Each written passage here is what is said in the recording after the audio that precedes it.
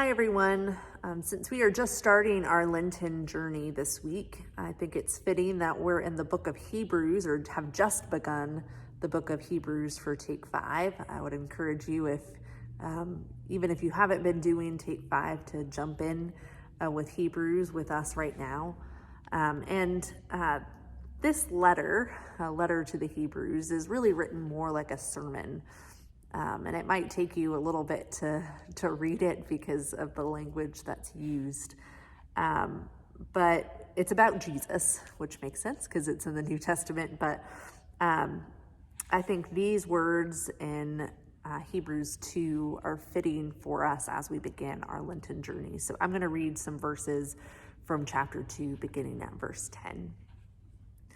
So the author writes, "It was fitting that God, for whom and through whom all things exist, and bringing many children to glory, should make the pioneer of their salvation perfect through suffering," the pioneer being Jesus. "For the one who sanctifies and those who are sanctified all have one Father. For this reason, Jesus is not ashamed to call them brothers and sisters.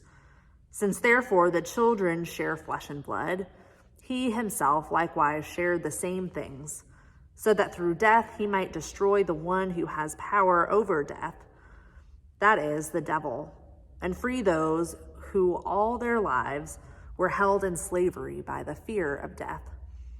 For it is clear that he did not come to help angels, but the descendants of Abraham, people.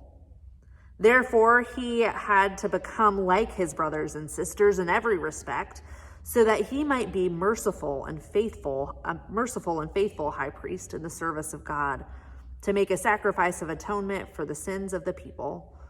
Because he himself was tested by what he suffered, he is able to help those who are being tested."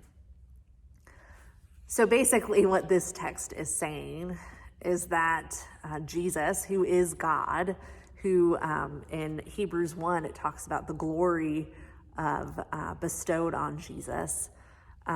So God has to become, or chooses to become flesh in Jesus, chooses to be a pioneer for us, chooses to be someone who is for us and not against us.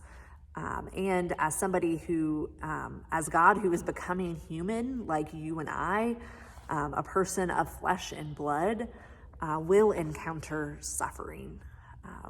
I think that has been clear in our world in recent days, that whether it's specifically in your life or in the world, that suffering exists in humanity, in the world. And so as human beings, we are bound to encounter suffering.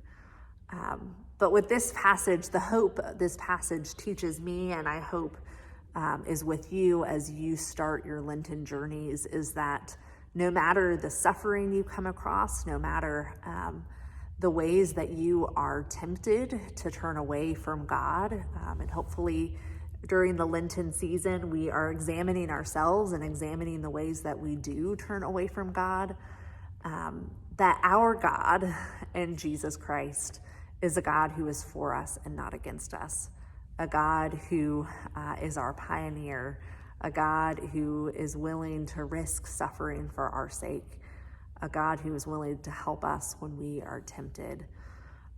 And so as you begin your Lenten journeys, my charge to you is to turn to Jesus, especially when things are overwhelming, when you aren't sure where to go or what to do.